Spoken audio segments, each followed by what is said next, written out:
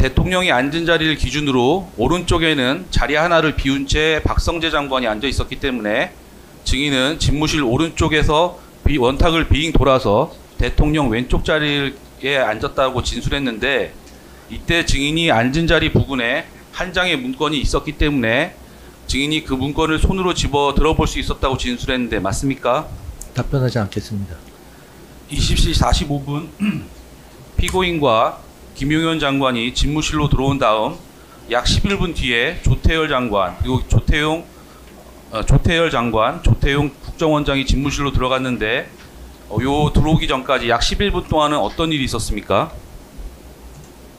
저에 대한 재판 과정에서 자세히 다 말씀드리도록 하겠습니다.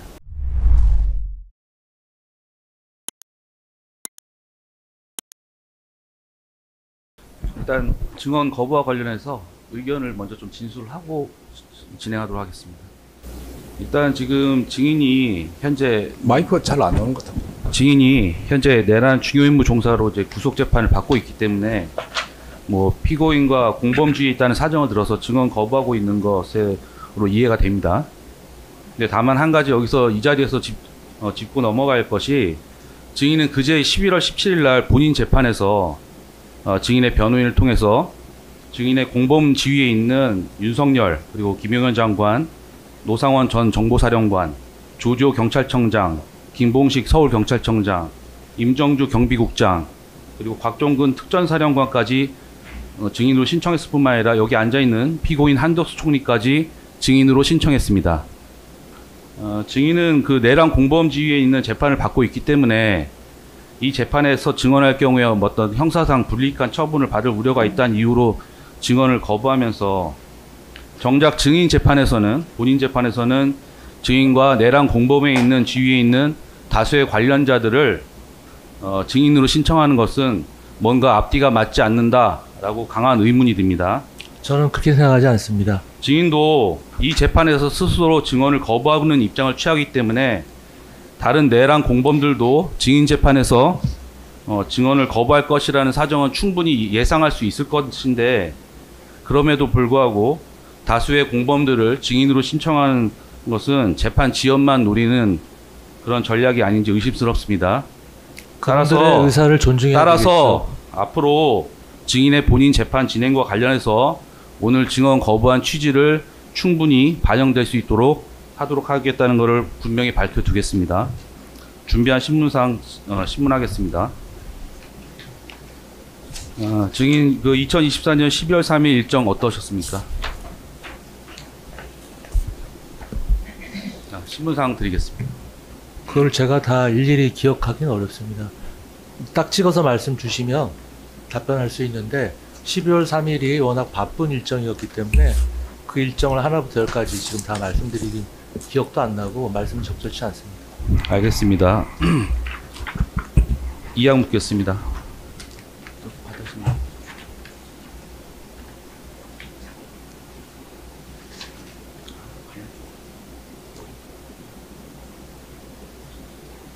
예, 이양 묻겠습니다. 그러면 제가 상세히 묻겠습니다. 증인은 2024년 12월 3일 오전 국무회의가 끝난 후에 증인의 집무실에서 김용현 장관과 대화하던 중에 김용현 장관으로부터 대통령이 오늘 저녁 9시쯤 들어오라고 하시던데 라는 말을 들은 사실 있습니까? 있습니다. 네, 마이크 대고 대답하시면 됩니다. 녹음을 하고 있는데 녹음을 하고 있고 중계를 하고 있습니다. 말씀을 드리고요. 대답할 때 마이크 대고 대답하시기 바랍니다. 예, 하는데 잘 안 들리시나요? 네, 잘 안 들립니다. 아, 예. 예. 김용현 장관이 무슨 일로 들어오라고 하던가요? 그것은 제가 말씀드리기가 곤란합니다. 네, 다음 질문하시죠. 예. 네. 증인이 울산에서 서울로 올라오는 동안 증인의 통화 내역을 보면 김용현 장관과 3차례 통화가 이루어진 것이 확인됩니다. 어떤 내용으로 통화를 한 건가요? 통화 내용을 묻습니다. 말씀드리지 않겠습니다. 네, 다음 질문하시죠. 증인은 개인 휴대전화로 전화를 받았음에도 비아폰으로 다시 통화를 한 사실이 확인되는데 그 이유는 무엇입니까? 그분도 말씀드리지 않겠습니다. 네, 다음 질문하시죠. 예. 평소에도 그렇게 비아폰으로 통화하는 일이 있었습니까? 말씀드리지 않겠습니다. 네, 다음 질문하시죠. 증인은 다른 국무위원들과 달리 도착하자마자 곧바로 집무실로 들어갔는데 바로 집무실로 들어오라는 말을 들은 것입니까? 네, 그 부분도 답변하지 않겠습니다. 증인이 집무실에 들어갔을 때 상황은 어떻었습니까? 답변하지 않겠습니다. 증인은 12월 3일 20시 36분 37초경에 집무실에 들어갔고 약 9분 뒤인 20시 45분경에 피고인과 김영호 장관이 집무실로 들어갔는데 피고인이 들어가기 전까지 약 9분 동안 집무실에서 어떤 일이 있었습니까? 네, 답변하지 않겠습니다. 증인은 집무실에 들어갔을 때 원탁 위에 비상계엄 22시 전국이라고 적힌 문건이 있는 걸 봤다고 진술했죠? 맞습니까? 답변하지 않겠습니다. 비상계엄이라고 적힌 종이는 누구 자리에 놓여 있었습니까? 답변하지 않겠습니다. 증인은 수사 과정에서 대통령 집무실 원탁 중앙에 대통령이 앉았고 대통령이 앉은 자리 원탁 위에 여러 문건이 불규칙하게 놓여 있었다고 진술한 바가 있는데 맞습니까?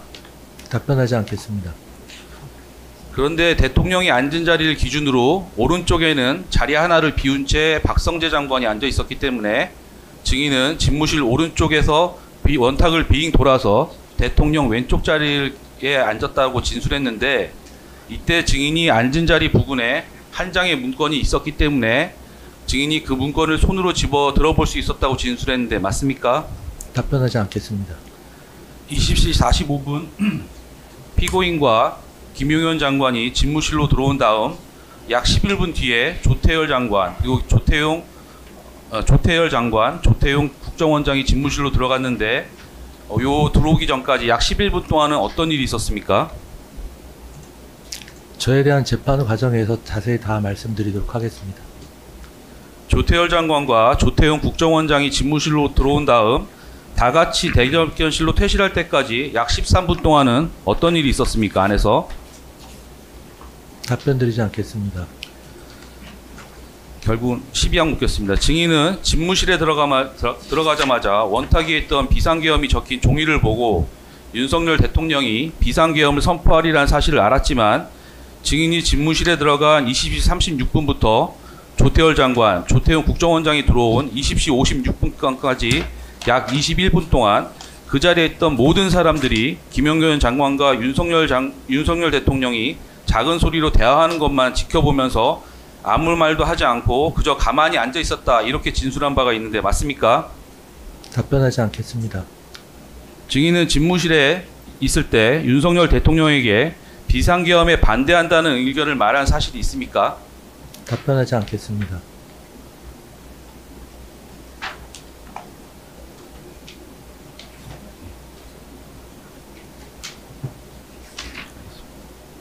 예, 알겠습니다.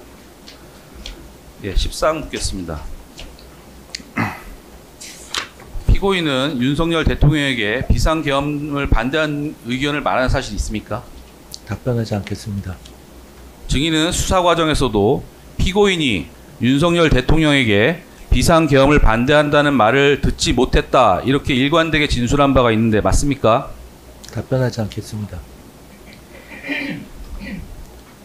밑에 묻겠습니다. 증인은 이 사건 비상계엄 전 피고인이 국회에 출석하여 계엄 준비를 의심하는 야당 측의 질문에 대해서 야당의 의석이 절대 다수인 상황에서 야당이 계엄 해제의 요구를 의결하면 즉시 계엄을 해제할 수밖에 없는데 어떻게 계엄을 하겠느냐라는 취지의 답변을 한 사실 알고 있습니까?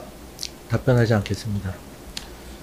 그렇다면 이 사건 비상계엄 선포 전에 대통령 집무실에서 윤석열 대통령이 비상계엄을 선포하겠다는 뜻을 밝혔을 때 그 자리에 있던 피고인이나 다른 국무위원들이 그 당시 국회 상황에 비추어 비상계엄 정국이 과연 언제까지 유지될 수 있을지 그 실효성에 대해서 강한 의문을 제기하면서 계엄에 반대하는 취지의 의견을 제시한 바가 있습니까?